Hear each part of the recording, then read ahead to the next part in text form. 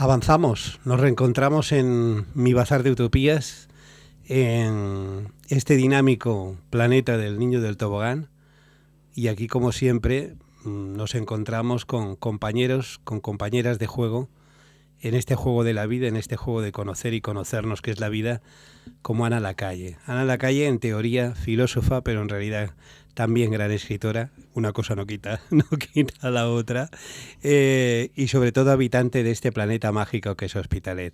Hola Ana, ¿cómo estás? Hola Carlos, muchas gracias por haberme invitado. Hombre, tú eres del hábitat planeta, además por cercanía, por vecindad. ¿Cómo aterrizaste tú en Hospitalet? Pues yo vine aquí a Hospitalet con 13 años, de hecho empecé viviendo en el barrio de La Torrasa. Ajá. Y bueno, pues estuve allí pues hasta los 30 y pico, que entonces bajé a Santa Eulalia. Uh-huh. ¿Y cómo recuerdas ese primer contacto? Porque tú, ¿de dónde venías? ¿De Madrid? ¿Tú naciste en Madrid, no? Yo nací en Madrid, pero pasé 3 años en Palamós. Ajá. O sea, de los 10 a los 13 estuve en Palamós y la verdad es que, bueno, aunque Palamós tiene un encanto especial, pero a nivel de... con 13 años, ¿no? A nivel de amistades, de el hecho de aterrizar en Hospitalet, en La Torrasa, la verdad es que para mí fue muy positivo. Enseguida bueno, empecé... ahí te encontrarías una dinámica de, pues estamos hablando de años 70 sería, ¿no? ¿Años 70? Sí, 70 y pico. 70 y pico, sí. Bueno, de un mundo en continua transformación, en gran vitalidad y ya en mestizaje, ¿no? Tanto de migración interna como de migración externa, ¿no? Bueno, externa aún no había mucho, ¿eh? Era más bien inmigración de otras partes española, de España. Española, sí, ¿no? sí. Y conocer otras costumbres, conocer otras formas de vivir. Sí. ¿Y a qué cole fuiste?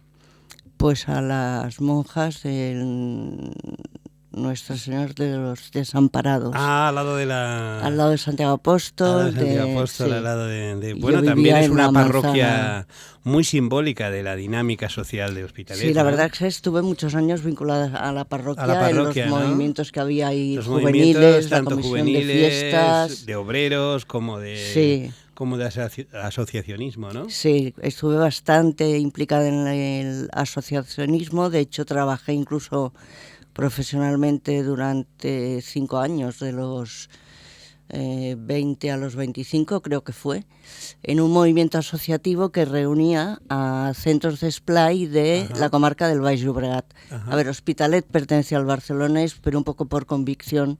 La idea era que estaba más próxima a las otras ciudades. En realidad como concepto de área que no al Barcelona. Primero por el, ya sabes, por el contencioso un poco simbólico siempre con Barcelona, aunque son complementarios, ¿no? Pero siempre ha habido ese punto, y porque de alguna forma Hospitalet siempre tuvo esa vocación de prolongarse hacia lo que es el Baix Llobregat, ¿no? De prolongarse, de esa prolongación, para ser también un poco cabeza, de comarca, ¿no? Ser capitalidad, como ya lo viene siendo.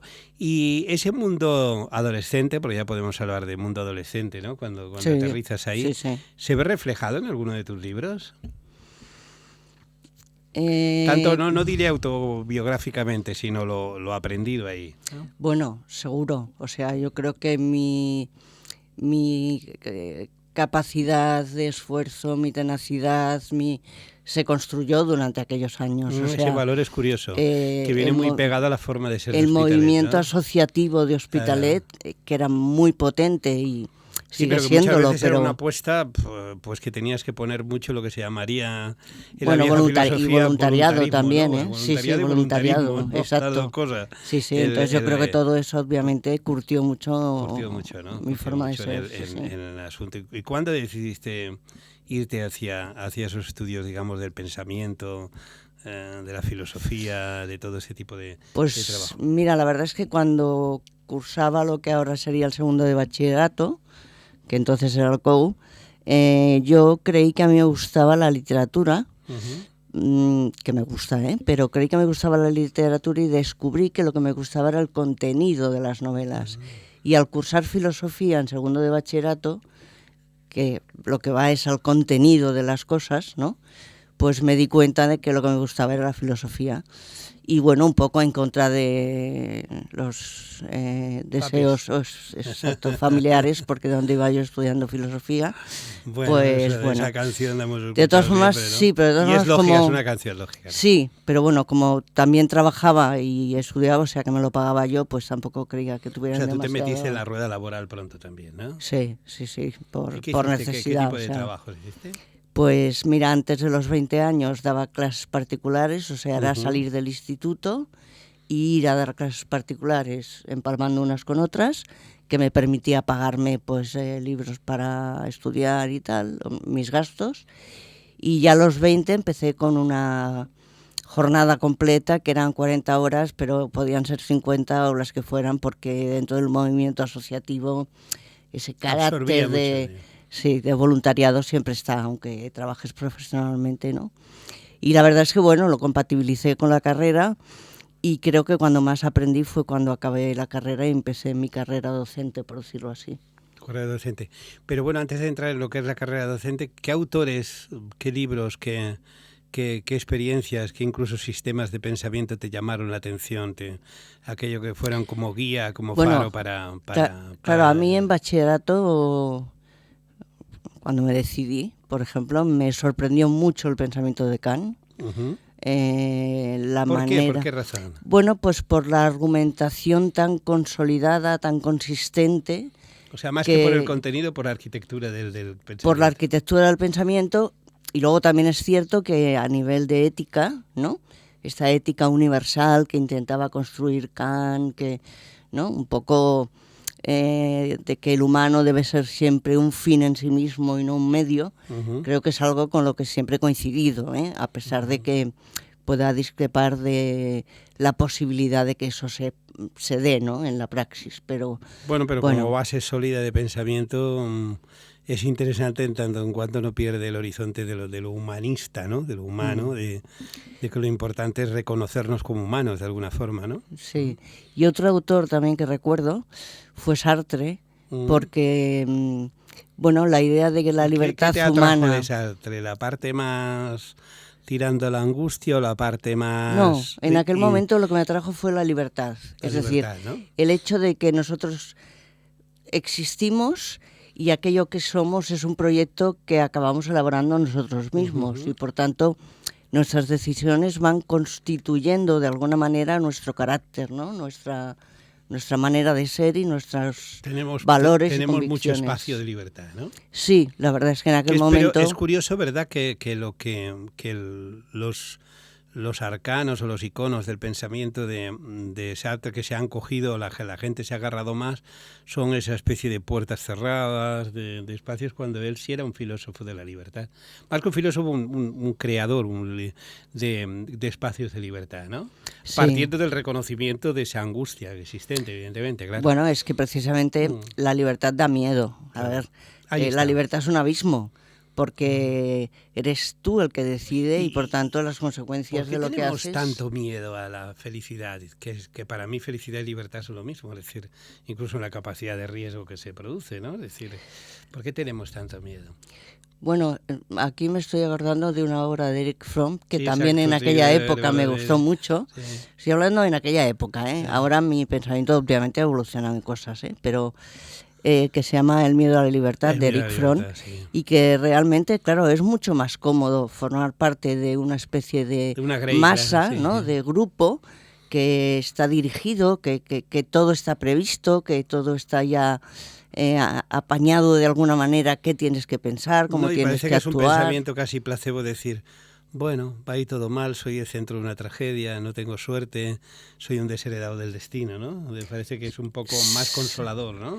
Sí, bueno, y que te quita esa angustia o esa desazón de tener que decidir, porque de alguna manera formas parte de un grupo en el que hay unos que dominan y otros que se someten voluntariamente. Sí, entonces renunciar a la libertad... Los que dominan forman parte del ciclo, también son dominados por el propio sistema, claro. Sí, lo que pasa es que, claro, qué es el sistema, sino es el conjunto de relaciones de dominio y de sometimiento, ¿no? De alguna manera. Todo es el mismo entramado, pero sí que es curioso porque eso lo contrastamos en paralelo con el hecho de ser o vivir en Hospitalet, y es verdad que una de las cosas que he aprendido, no digo Hospitalet por la singularidad de Hospitalet, pero sí ese mundo que te aboca a vivir en la calle, que te aboca al contraste, a esas cosas, a saber que sí es verdad que tienes unos raíles del destino, que hay unas calles por donde evidentemente tienes que recorrer, pero tienes las alas de la libertad que son espectaculares, que tienes las alas de la libertad de decidir y que puedes proyectarte hacia espacios infinitos a partir, yo creo que es más fácil a partir de la nada que a partir de algo, porque el que tiene algo siempre tiene miedo a perderlo, ¿no? Siempre tiene esa sensación de querer conservarlo, y cuando partes de ese punto cero, por así decirlo, o bien te hundes del todo o bien pegas el salto, ¿no? No hay otra historia. Sí, lo que pasa es que según que entendamos por esa nada, ¿no? Porque yo creo que es más difícil, ciertamente, que las personas que viven en un estado de pobreza muy extrema. Hombre, si es muy extrema, prácticamente quedas anulado. O sea, exacto, esa es otra historia. Entonces, bueno, estamos quizá hablando de lo que serían clases más pudientes dentro de Hospitalet, claro, sí. ¿no? Sí. Porque la gente que vive en situación de extrema pobreza poco puede decir, sí, ¿no? pero yo creo que es verdad que estos barrios dan como un plus de resistencia, que lo ves en la capacidad de superación de gente que llega, que lo ves en la forma de afrontar los conflictos, que lo ves en la forma de, sobre todo cuando las cosas se ponen feas, de la capacidad de respuesta que tienen, ¿no? Es decir, si hay que trabajar 14 horas porque hay que trabajar 14 horas, si hay que levantarse. Yo recuerdo, lo he traído muy a colación y lo saco también el niño del tobogán, bueno, lo que hacían mis padres, lo que hacían tantos vecinos de mis padres que empalmaban 2 jornadas en 2 sitios diferentes y no había queja ninguna. Tenían constancia de que la queja era un gasto de energía absurda, es decir, si intentaban mejorar sus condiciones. Hombre, con los derechos sociales y políticos, eso nadie lo duda, pero no se malgastaban en la queja, porque de ese barco de la escasez se sabe que la queja lo único que te trae es que el agua te acaba inundando la bodega y te vas abajo, o sea, no hay otra historia. El rato que te tardas en quejar, ese rato el barco se está hundiendo, ¿no? Es decir, claro. Lo que pasa es que si la queja no es una queja solitaria en el sentido de machacarte a ti mismo, de lo desgraciado que si soy, es queja ya se transforma en otra cosa. Que es una protesta colectiva o eso ya es diferente, eso ya es diferente porque ya dejas el muro de lamentaciones. Exacto. Y te vas a la acción. Exacto. Que es lo que yo he aprendido en estas calles, es que en la vida se puede ser todo menos pasivo. Exacto. O sea, esto de la contemplación del mindfulness, de toda esta historia, todo queda muy bonito si vives en Pozuelo, en Matadepera, en San Cugat, etcétera. Y tienes algún... Pero también hay que pensar, ¿eh? Porque si se actúa sin pensar, mal. Hombre, lógico, pero yo creo, no sé qué pensarás, que no hay acción sin pensamiento. No. O sea, yo creo que incluso desde el punto de vista conceptual, yo creo que sería difícilmente defender acción en un sentido donde que la acción lleva una voluntad, ¿no? Sí. Y la voluntad es de forjarla es así. En un pensamiento. Es verdad que puede haber una acción reactiva, digamos, de un tic, pero yo no hablaría tanto de acción, sino una especie de acto instintivo, de defensa o de lo que fuera, ¿no? Pero no exactamente una fuerza, ¿no? Y bueno, entonces me hablabas de esos autores desde el punto de vista filosófico, pero literario. ¿Cuáles son los primeros que te A ver, a nivel literario, yo me enamoré de Unamuno. Ajá. Bueno, también filosofía. Sí, es que claro, por eso luego me di cuenta, ¿no? Baroja. También tenía mucho de esencia. Sí.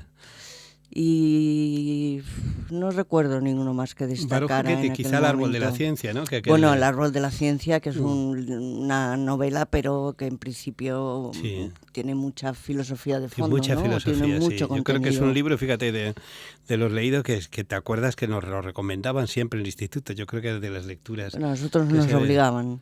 Nos obligaban, bueno. Sí, sí. Bueno, tuve esa suerte, ¿eh? Que nos obligaron a leer determinados Bueno, nos libros. obligaban, sí, es verdad, era una obligación, evidentemente, pero no. Bueno, obligarte. Pero una obligación gozosa, ¿no? En el aspecto de... Sí, pero yo creo que tuve esa suerte porque sí. Cuando te lo dan como optativos, según cómo te pilla, ¿no? La adolescencia. No, la y gente, tal, pues... es decir, nos hemos acostumbrado a crecer mucho entre algodones y a la gente hay que obligarla a veces a cosas, hay que obligarla, sobre todo porque sin esos sedimentos luego no puede funcionar en la vida. Es verdad que luego no hace falta que sean escritores ni filósofos, arquitectos, pueden ser reponedores de un almacén o lo que sea, todo trabajo es interesante, pero la base con la que se van a enfrentar a la vida será diferente si tienen esos instrumentos. Claro, yo creo que es una formación humanística básica para cualquier persona que luego disponga de criterios propios. ¿Y cuál es en alguno de los libros que has publicado, que son varios ya, has rescatado alguno de los primeros escritos que tenías o todo aquello acabó en la papelera? No, todo aquello acabó básicamente en la papelera, o sea, mis escritos eran poemas y luego también relatos, ¿eh? Y de hecho con uno gané el concurso del Jocs Florals, que me parece que ahora ya mucho... Floral, sí, se hacía así. Del instituto, pero no, todo eso quedó en el pasado. ¿Y el primer libro que publicas cuál es? A ver, el primero propio que publico es Híbrido, que es una autobiografía novelada. Creo que tienes sí. algún fragmento pensado para poder leerlo, que sería interesante de alguna cosa. De alguna forma es una autobiografía, ¿no? Sí, es una autobiografía con algunos elementos ficticios que yo creo que se ven claramente, ¿no? A ver. Si quieres o si no de otro cualquiera que tengas marcado, ¿eh? Pero bueno, sí es interesante porque es del primer libro que publicas, claro. Bueno, por ejemplo, esto es un monólogo, ¿no? Un soliloquio, algo interno de la protagonista de la novela. Dice, sería dignificante designar con nombre propio a ese zombi que es el mío, aunque mi querencia anhele su destierro, porque esa referencia común no identifica las experiencias particulares que han constituido un ente con mirada vacía, que lo es precisamente por habérsele arrancado a jirones la vida, por ser ya todo él pasado y estar sin duda muerto, capaz de revivir, sin embargo, como un eterno retorno presto a convertirse en ira, rabia, duelo, dolor, pavor, desamparo, oquedad, sufrimiento irreparable. Qué bien, qué bonito. ¿Verdad que cada libro que terminas, o al menos a mí también me pasa, es como un salto, ¿no? Es un salto cualitativo en la vida, es algo más que un libro, ¿no? Sí, primero porque supongo que le pasa a todo el mundo, ¿no? Una vez lo has acabado, se ha publicado y tal, siempre tienes esa sensación de, esto lo hubiera hecho diferente, suerte que no podemos irlos modificando eternamente porque esto sería una locura, lo más bonito, ¿no? Que tiene la vida. Exacto, ahí queda y está escrito. El efecto retrovisor no funciona en la vida. Exacto. Es decir, puedes recordar lo más bonito, lo que quieras, pero reproducir lo que se ha hecho es imposible. Y luego, bueno, pues te estimula a escribir otro tipo de géneros, ¿no?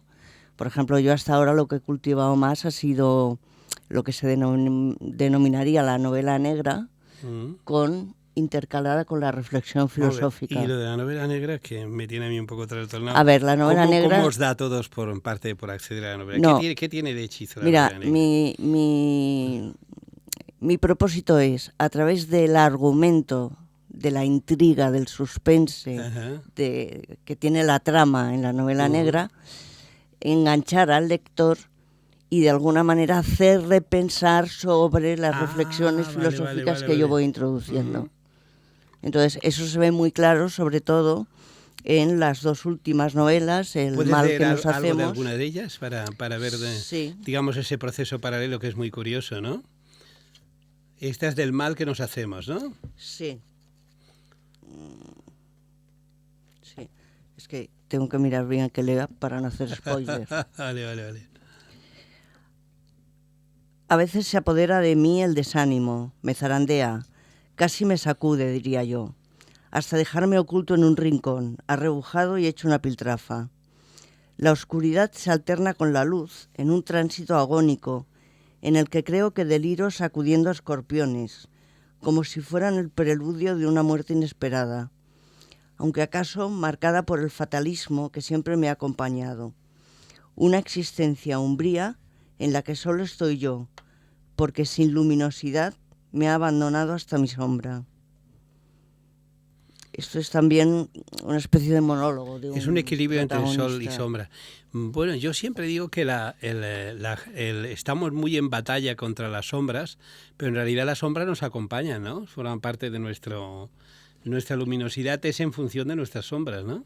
Bueno, es que lógicamente sin sombras, esto es muy de Heráclito, por buscar uno de los primeros, ¿no? La tensión entre contrarios. Claro. Si no hubiera sombra o oscuridad no sabríamos qué es la luz, y si no hubiera luz no sabríamos qué es la sombra, ¿no? La complementariedad. No, y ni siquiera, yo pienso que la sombra, incluso cuando hay sol, siempre nos acompaña, es digamos una realidad en paralelo, ¿no? De alguna forma se va hacia detrás del escenario y luego vuelve cuando llega la noche, cuando llega la oscuridad, pero que también en la oscuridad está también la luz, ¿no? O sea, está ese equilibrio completo. Sí, sí. Si cuando estamos en la sombra, de alguna manera, no viéramos un cierto hilo de luz, no saldríamos nunca, ¿no? Claro. Entonces, bueno, y ahí hace falta la capacidad que hablábamos antes de tener un cierto carácter, una cierta tenacidad, un cierto esfuerzo. De ir hacia la luz. Exacto. De querer salir de situaciones. Pues normalmente el ser humano convive con un túnel, pienso. Convive con un túnel. Es un túnel que tienes que romper, ¿no? Y es un túnel en el que, curiosamente, yo creo que no hay que buscar salidas de emergencia, sino hay que buscar la salida real del túnel, ¿no? Esa salida real del túnel. Sí. Mira, ahora miraba precisamente un párrafo de otra novela, de Existo, para vivir. Y luego, si quieres, explico esa diferencia. Pues, te lo digo porque aquí, explicas en este libro, lo que he hecho ha sido, en la narración, he ido intercalando citas de autores, no diciendo tal autor dijo, sino como parte de la narración, ¿vale? Se llaman una ensaladilla filosófica, intertextualidades. Sí, eso es intertextualidades. Lo que pasa es que yo las he marcado, normalmente no se marcan, pero las he marcado porque como entiendo guía, como guía, ¿no? Exacto, y al final pone incluso de dónde he sacado esta cita y tal. Aquí hay un párrafo donde hay una intertextualidad para que os hagáis una idea, ¿no? Es un riesgo, pero donde hay peligro crece lo que nos salva. Y no voy a resignarme sin luchar ante esos malparidos que viven de la desgracia ajena. Cueste lo que cueste, estoy dispuesta a apostar por una opción, que de prosperar será infalible. No leo más. Pero donde hay peligro, crece lo que nos salva, es una cita, esa frase no es mía, y ahora os digo de quién es, porque de memoria no me acuerdo. Es... que por eso al final del libro aparece, chulo, claro. Es de Hölderlin, un poeta, ¿vale? Alemán, sí. Y está en el himno a Patmos, sí, señor. ¿vale? Hölderlin es un poeta que para mí fue un hallazgo, un descubrimiento a través de mi amigo Luis Eduardo Aute, porque a Hölderlin lo edita Jesús Munarriz, que en otro espacio también lo entrevistaré, el famoso editor de poesía. Y lo editan, lo traducen del alemán, ¿no? Y lo toma como referencia guía de todo un disco que se llama De par en par, donde está El hijo, la locura, a vivir, tiene que existir un corazón, y es toda la filosofía de Hölderlin. Luego ya descubrí que María del Mar Bonet también era una gran admiradora, ¿no? de esta historia. Sí. Es un poeta luminoso, donde maneja un poco esa zona fronteriza de bordear, de besar el peligro, pero no el peligro como riesgo, como aventura absurda. No ir a buscar el peligro a hacer, qué sé yo, tirarse de un puente, sino el peligro de afrontar lo cotidiano, el kit de la vida. Exacto. ¿No? El kit de la vida, el fuego de la vida. De tirarse un poco, por decirlo de alguna manera, pues al abismo, ¿no? Es decir, exacto. Quiero algo, quiero conseguirlo y asumo el riesgo que esto implica, ¿no? Sí, sobre todo y vivir peligrosamente. Sí, decía, ya te digo, en ese que te recomiendo, ese disco, porque es clavado todo el espíritu de Hölderlin, que luego Aute lo conecta con San Agustín, con diferentes pensamientos en paralelo, ¿no? Y y en uno de los textos decía más o menos, tiene que existir, seguro que tiene que existir, aunque sea amordazado por la razón, un corazón. O sea, el eje de nuestra vida es la fuerza que nos da aquello que vemos con eso que llamamos corazón, un pensamiento emocional, ¿no? Con el pensamiento emocional, que yo creo que es el más racional de todos los pensamientos, pero bueno, porque forma parte del... Claro, sí, es el más racional, es el que nunca falla, o sea, ese golpe anímico que da, digamos, algo que llamaríamos la intuición o la corazonada, yo creo que es el sistema de lógica más implacable que existe. Sí, no, o sea, yo creo que de hecho actualmente en filosofía hay muchísimos autores que escriben y que se está abandonando este concepto de racionalidad propio de la modernidad, en el que, bueno, pues nos quedamos ahí como con las emociones constreñidas, ¿no? Sí, porque las emociones se han borrado del mapa, sobre todo a partir del siglo XX, por esa especie de materialismo histórico, ¿no? Mal entendido, porque yo creo que incluso en el materialismo no estaba esa supresión de la emoción. Digamos, es una especie de estrambute que han montado, ¿no? Pero bueno, ese ha sido donde ha derivado. Sí, ¿no? lo que pasa es que el mal viene desde la Ilustración, de hecho, claro. Porque claro, la Ilustración es la razón humana, ¿no? De alguna manera desplazado Dios, la razón humana nos va a llevar al progreso. Sí, pero es que fíjate que hay algo que, sobre todo cuando trabajas con gente, digamos, muy teóricamente racional, de formación muy científica, estrictamente científica, y contrastas tus sistemas de funcionamiento, los vuelves locos, aunque luego vienen en sus momentos de cuitas a contarte cómo lo has hecho, cómo lo haces, porque intentan algo que para mí, yo se lo intento demostrar, no, es que esto estoy acostumbrado hasta las 13, intentan acercar la realidad a su guión. Digo, mira, esto es que no es así. Yo he comprendido hace mucho tiempo que la realidad no admite guión, no solo no admite guión, sino que se cabrea, se enfada si queremos meterla en guión. Y las cosas más bonitas te pasan. Yo ayer me pasó en el barrio una cosa espléndida. Bueno, una cosa espléndida de esas que pasan. Decido, en vez de ir a comer ahí a las terrazas que voy a menudo, bueno, digo, ya no como hoy, pues tal, y voy paseo por la tarde. Y me llama una chica desde una terraza. Oye, venga, siéntate que te invito al café. Bueno, no voy a contar la historia en particular, pero nace un encuentro. Un encuentro, y yo luego, después de tomarme el café con ella y de charlar, me doy cuenta de que he elegido el camino del corazón instintivo, me he ido en ese momento, y era porque estaba esperándome, sin esperarme estaba esperándome. Sí. Sin esperarme estaba esperándome, lo oí por su voluntad decidida, porque yo simplemente la saludé, digo, no, quédate. Que dije, pues vale, sí, que me quedo. Pero sin ningún tipo de intención te das cuenta de que es ese tipo de pensamiento. Eso, cuando los contrastas con el mundo científico, te hubieran dicho, pero si habíamos quedado en tal sitio, pero si siempre vas a este sitio, pero ¿por qué has cambiado? Sí. No, yo siempre acierto cuando cambio de cosa. Y siempre acierto cuando, primero, recibo el impacto de la vida, que yo creo que te ha de doler cualquier problema, pero la capacidad de reacción nace de dolerte ese problema y de poder superarlo, ¿no? A través precisamente de los elementos emocionales, ¿no? Sí. ¿Y qué tenemos que hacer? Pues nos queda poquito en esta primera parte de la noria del tobogán, pero bueno, luego continuaré. Pero un apunte, ¿qué tenemos que hacer para recuperar esa fuerza emocional? Yo en este sentido me estoy acordando de una frase de Pascal que dice ahí... el corazón tiene razones que la razón no entiende.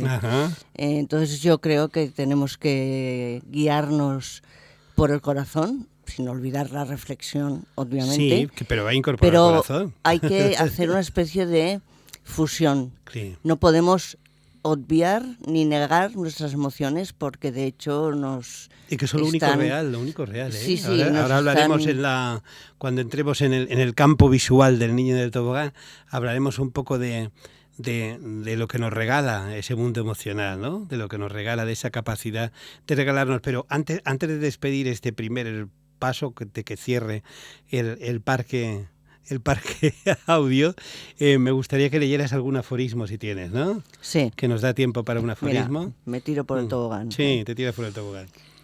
Aquel capaz de sentir y mostrar gratitud no solo se enriquece, sino que refleja esos rayos de plenitud que regeneran el espíritu. Muy bien, como veis, sienta bien estar en el Bazar de las Utopías de Niños de Tobogán. Ahora volvemos un momentito.